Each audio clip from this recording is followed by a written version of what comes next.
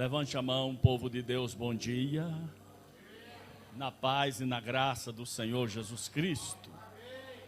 Diga comigo, toda honra, toda glória, todo louvor, toda exaltação damos ao Pai, ao Filho e ao Espírito Santo.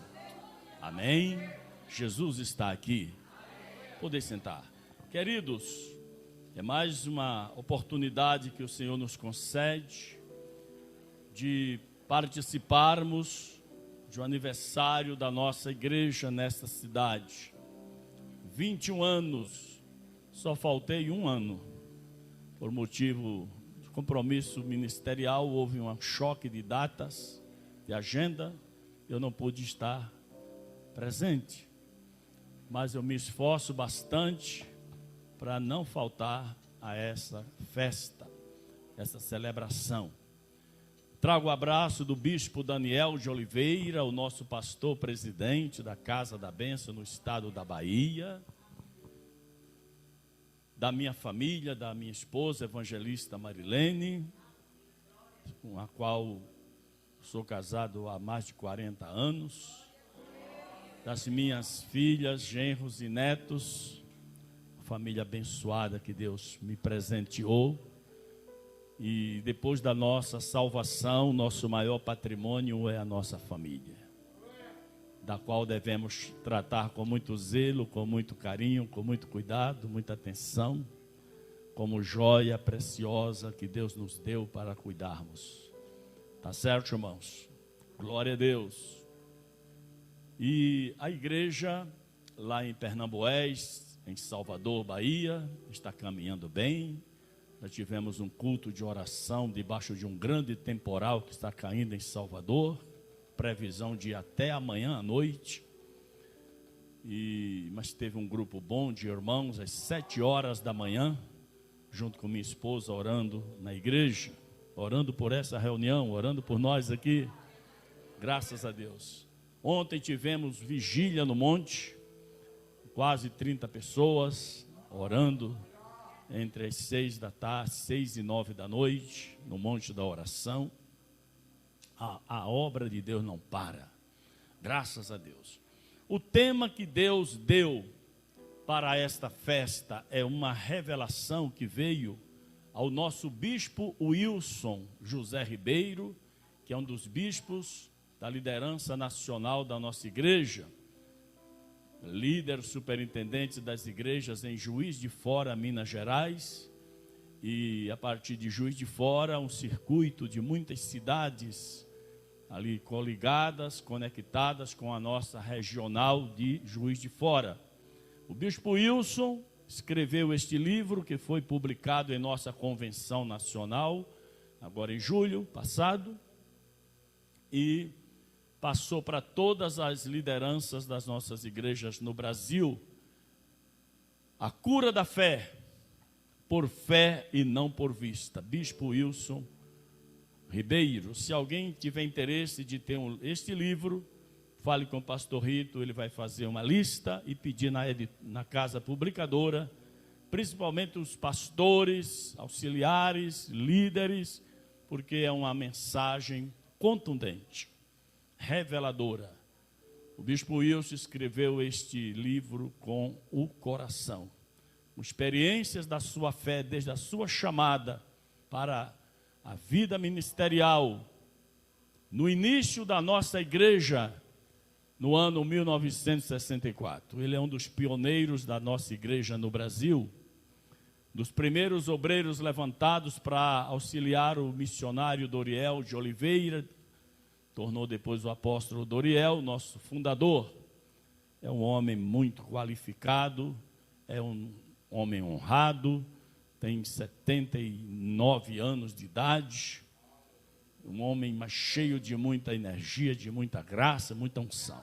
Então, o bispo Wilson escreveu esse livro muito apropriadamente. A cura da fé, andando por fé e não por vista, conforme o texto de 2 Coríntios 5, verso 7. Mas eu quero, já foi falado foram faladas muitas palavras poderosas sobre a fé. Vamos acrescentar mais algumas. Abrindo a Bíblia em Romanos, por favor. Capítulo 1, a partir do verso 16. Nós vamos ler. Vamos ler 2 versículos. O assunto da epístola, ou da carta de Paulo aos Romanos, a justiça pela fé. Glória a Deus. Capítulo 1, verso 16 e 17. Ok? Quem encontrou, diga: encontrei. Uau, que maravilha! Quem não encontrou vai ter o auxílio ali na tela, ok? Diz assim: porque, lê junto comigo, porque não me envergonho do evangelho de Cristo, pois é o poder de Deus para a salvação de todo aquele que crê, primeiro do judeu e também do grego, porque nele se descobre a justiça de Deus de fé em fé, como está escrito: mas o justo viverá pela fé. Oh! Palavra viva, palavra revelada, palavra inspirada. O apóstolo Paulo, queridos irmãos, ele não foi o fundador da igreja em Roma, nem tampouco o apóstolo Pedro, ou outro apóstolo que nós saibamos o nome. Mas o fato é que Paulo teve ciência, teve conhecimento, que lá na sede, na capital do Império Romano, Roma, onde estava o Nero, no período do imperador Nero, ele teve notícias que havia uma igreja muito poderosa, pois discípulos anônimos chegaram ali, levando a palavra e estabelecendo a igreja.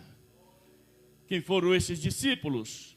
Certamente convertidos ao evangelho, alcançado pelos primeiros discípulos que foram salvos ali em Jerusalém no dia de Pentecostes, ou dias posteriores, e que evangelizaram possíveis comerciantes, que havia um comércio muito grande ali entre as nações daquela época, e alguém convertido, cheio do Espírito Santo, foi para Roma e começou a falar de Jesus, e ali fundou uma igreja. Uma igreja que eu quero que os irmãos entendam, que não tinha templo, não tinha um lugar oficial de adoração, pois no início da igreja de Jesus, durante os primeiros 3 séculos, os primeiros 300 anos, a igreja não teve templo físico nenhum, onde pudesse reunir como a sua casa de oração. Podia-se dizer, aqui é o templo da igreja cristã e tal cidade. Mas como a igreja de Jesus não é um prédio, uma construção física, mas a igreja de Jesus é o conjunto de todos os crentes, nós somos a igreja. Ou pelo menos nós aqui somos uma igreja local, da sede da igreja em Vitória da Conquista. Casa da Bênção em Vitória da Conquista, são os membros que congregam aqui na sede, nas congregações. Que maravilha! Mas a igreja de Jesus aqui em Vitória da Conquista abrange todos os crentes que servem a Jesus em todas as congregações de todos os ministérios. Que você pensar de ministério, glória a Deus, não tem nenhum mais importante do que o outro no ponto de vista de Jesus. Os nossos queridos irmãos batistas, presbiterianos, metodistas, anglicanos, episcopais, luteranos, assembleianos, universais, internacionais da graça, mundiais, Deus é amor, todas as denominações que os homens criaram aqui para ter um registro diante da lei, ser legalizado diante da lei, existem muitas, centenas de congregações, mas juntando todos os crentes, aqui está a Igreja de Jesus em Vitória da Conquista. Digam amém. E cada um no seu redil, cada um no seu aprisco, cada um com o seu pastor que cuida, mas todos somos irmãos. Se você encontrar alguém de alguma congregação que bate assim no peito e diz: a minha igreja é a verdadeira igreja, essa pessoa ainda não entendeu o que é o sentido da igreja. Que a igreja é um corpo. Jesus é o cabeça dessa igreja. Assim a igreja na Bahia, a Idem-Ide, a igreja de Jesus no Brasil, a igreja de Jesus no mundo, é um corpo. E cada um individualmente somos membros deste corpo, tendo Jesus como nosso comandante. Quem está entendendo o que é a igreja? Mas e o prédio, pastor? Oh, maravilha! É uma bênção de Deus que hoje a gente possa comprar propriedades, construir uma edificação e consagrá-la para um fim especial, que é uma casa de oração, não é? Aqueles que não têm ainda o seu prédio próprio, e aqui tem algumas congregações alugadas, parece quantas? Apenas uma das pedrinhas, mas que breve Deus vai dar uma casa própria. É o sonho de toda a congregação ter o seu prédio próprio. Diga amém. E sendo próprio, será sempre para a igreja ali se congregar. Mas lá em Salvador aconteceu algo extraordinário, e sempre acontece isso em alguns lugares. Uma congregação nossa em determinado bairro ocupou um prédio por 9 anos e 9 meses. O mesmo endereço. O proprietário concordou que fizesse reformas e etc., adequasse o salão ao objetivo do culto. Depois de 9 anos, a congregação comprou a sua propriedade e agora, no início de outubro, inaugurou a casa própria, o templo próprio. Diga amém. Mas o que eu quero dizer, esperem. O proprietário recebeu a pastora, ela disse: então, senhor, sobre as reformas, não. Deixe como está. O lugar do altar, pode deixar. Não, mas tem que botar tudo como... Não, senhora, não se preocupe com isso. E a parede ali? Não, também não. É interessante para mim, porque agora aqui será um bar. E quem veio alugar, achou maravilhoso, porque aqui tem um lugar de fazer o... Como é que é? O som, que bota o pessoal para cantar, aqueles negócios e tal. É o som ao vivo. Deixe como está, pastora. Imagine, foi casa de Deus, centenas de pessoas abençoadas ali, 9 anos e 9 meses. Mas, pois é, o interessante quer dizer a você: vamos para a igreja, vamos para a igreja, vamos para a igreja, vamos para a igreja. Na verdade, vamos para o templo, vamos para o templo, vamos para o prédio. Porque agora lá deixou de ser templo. Quem passar lá agora vai ver a placa do restaurante, bar, não sei o que, tal. Então você vê que o espaço físico é importante, tem uma grande finalidade. Mas a essência não é o prédio, a essência somos nós que estamos aqui. Diga glória a Deus, irmãos. Aleluia!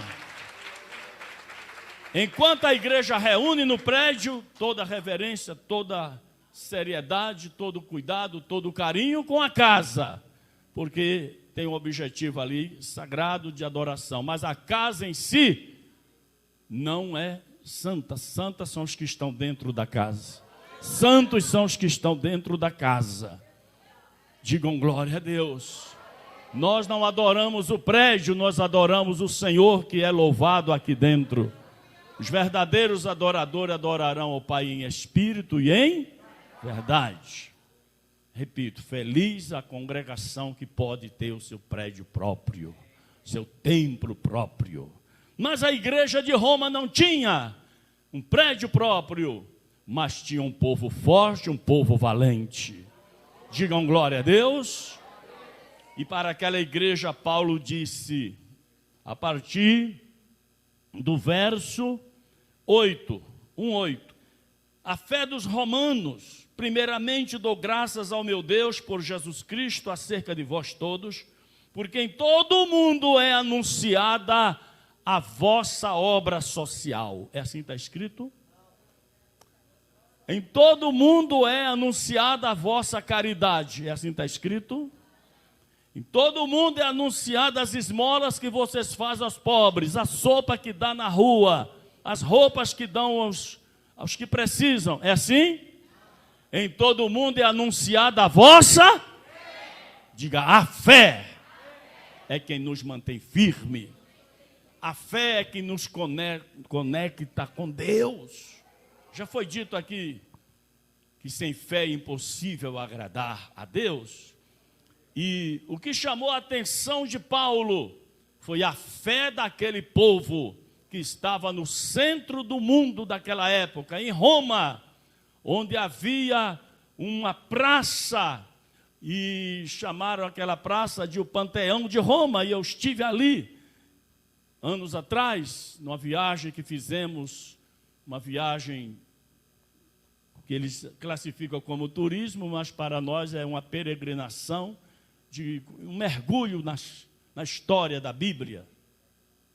Eu parei diante do ônibus que levava o grupo, parou, o guia explicou, ali são imagens de todos os deuses das terras do grande e vasto Império Romano. E agradou, alguém teve uma ideia e agradou ao imperador colocar a imagem de cada deus ali, porque todos os povos saberem que a sua fé e sua crença é respeitada pelo império, e que todos aqui são bem chegados, desde que reconheça César como seu senhor e pague seus impostos, adore o Deus que quiser. A história diz isso, né? O Panteão Romano. Mas diante daquela grande quantidade de crença e dos diversos tipos de fé, a fé em Jesus Cristo sobressaiu ali, no meio daquele paganismo, no meio daquela idolatria. Queridos irmãos, vivemos hoje num mundo muito pior do que o daquela época. Naquela época não tinha internet, não tinha os meios de comunicação, são coisas bem mais recentes. As coisas aconteciam, porque pecado sempre foi pecado. Banalidade, carnalidade, imundície, sempre foram essas coisas mesmo.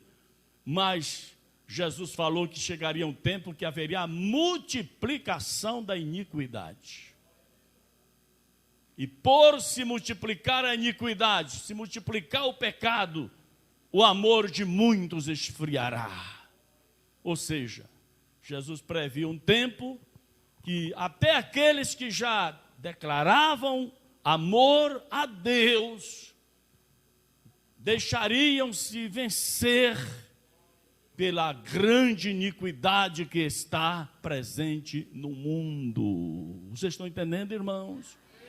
Porque está falando de esfriará, porque alguém que já foi quente, alguém que já teve uma fé quente, já teve um amor quente, já amou a Jesus de forma poderosa, mas que por se multiplicar a iniquidade, a fé, o amor de muitos esfriará. Estamos vivendo esse tempo do esfriamento da fé. Não precisa ir muito longe, você sabe que aqui nessa congregação, na história dessa igreja, quantos que já foram tão fervorosos, tão operosos, tão dedicados, na mocidade, nos adolescentes, nos adultos e até nos anciãos, e que de repente o pecado os venceu. Alguém até que ocupou posição de ministério, para a vergonha, a gente diz isso, deixaram-se vencer pela iniquidade. Precisa ir longe, gente? Precisa ir longe para ter ciência dessas coisas? Então, como os romanos prevaleceram e venceram no seu tempo, há 2000 anos atrás, nós precisamos vencer e prevalecer em nosso tempo. Digam glória a Deus.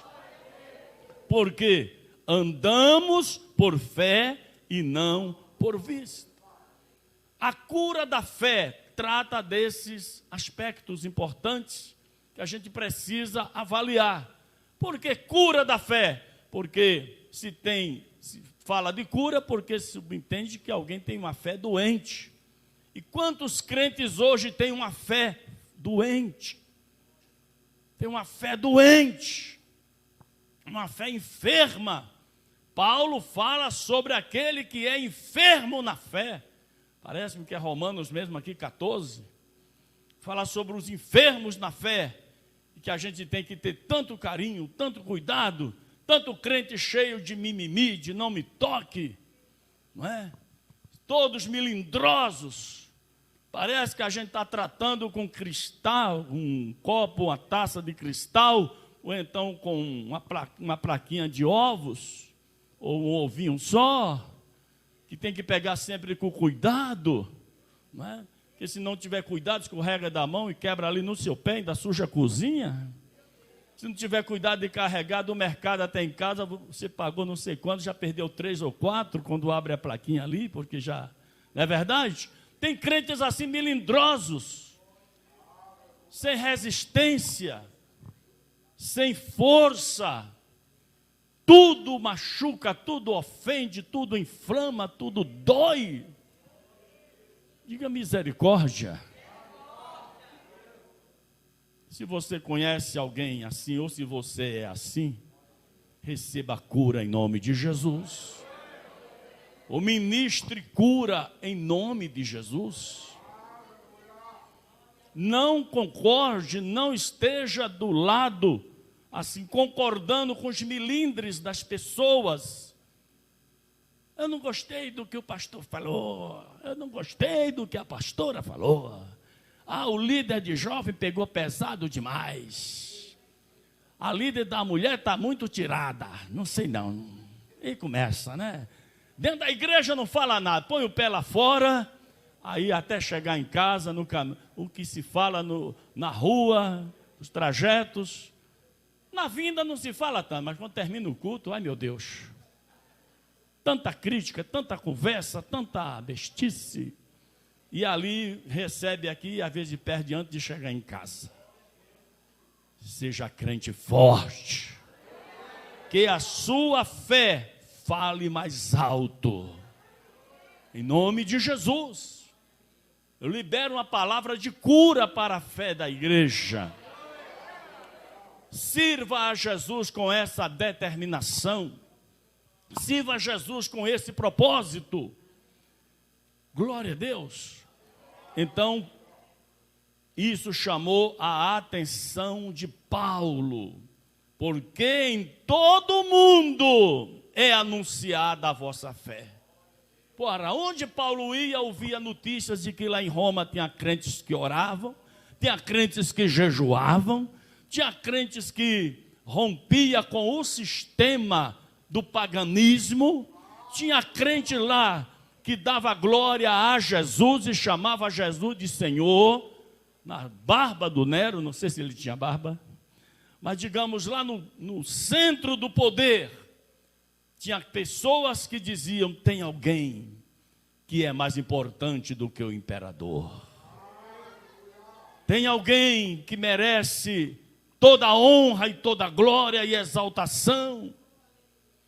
César é o senhor da política, governante do mundo, mas tem alguém que é senhor e governante do universo. Essa saudação que César é o senhor, mas escuta, irmãos, a saudação romana, César é o senhor. Hitler também criou isso, né?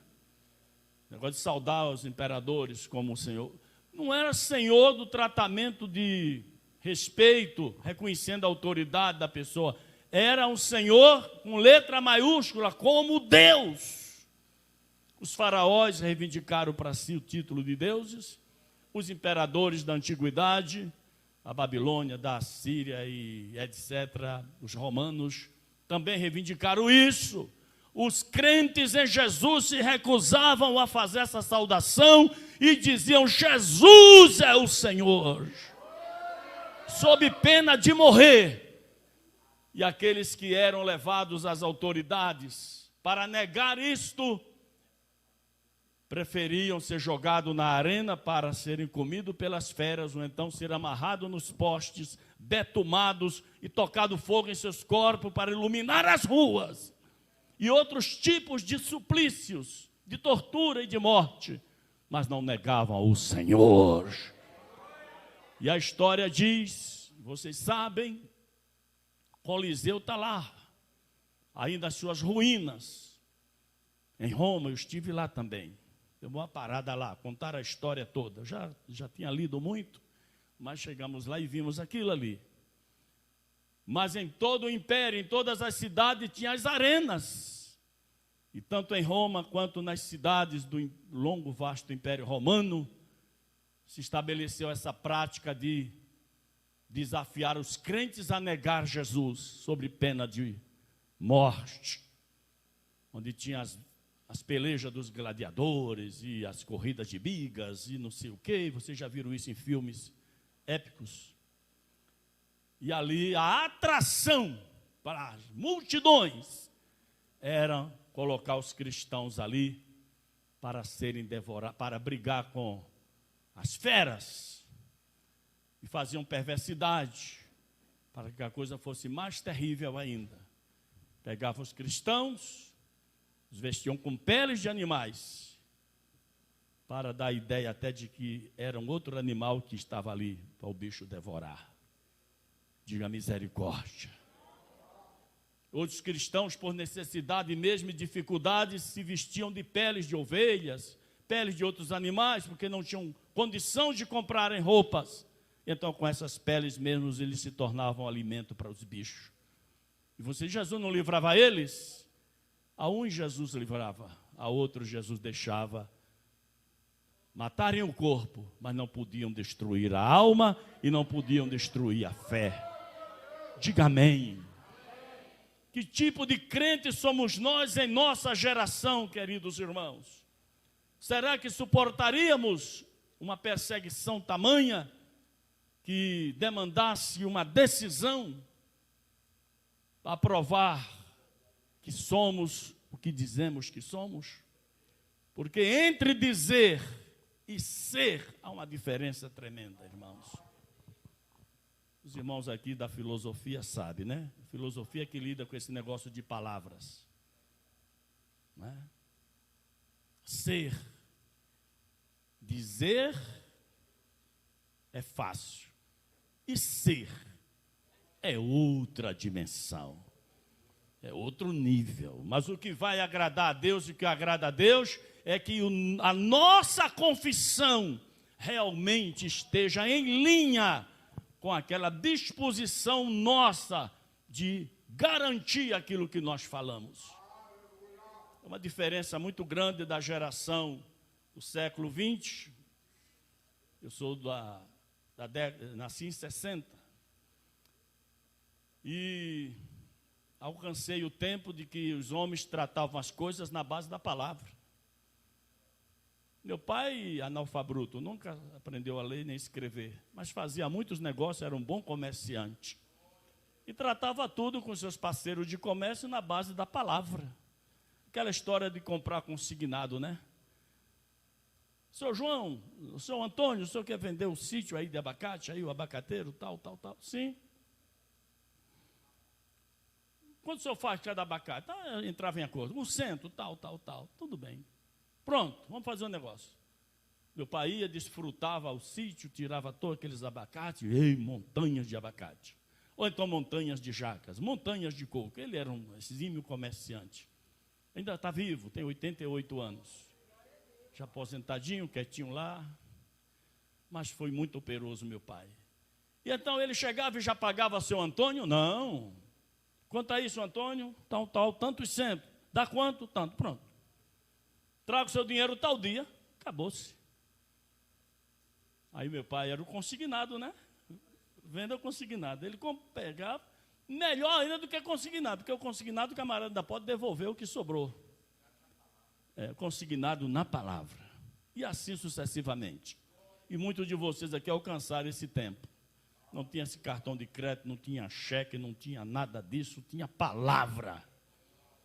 E meu pai ainda dizia que o pai dele ainda alcançou o tempo do fio do bigode. A garantia é o fio do meu bigode. Tchau. Se alguém ia guardar aquele negócio, eu não sei. Quem já ouviu falar disso? Tempo de que a palavra correspondia às ações. Hoje é tanto protocolo para se fazer um negócio, e as pessoas saem ali do cartório, deixam tudo assinado, depois fica esperando aí se eu vou cumprir isso aí. Com tudo assinado, contrato de aluguel, contrato disso, contrato daquilo outro, tudo assinado, documentado, não é? Põe no cartão então, não é? Põe no cartão. Põe lá no cartão. A pessoa não paga o cartão. Deixa rolar aí.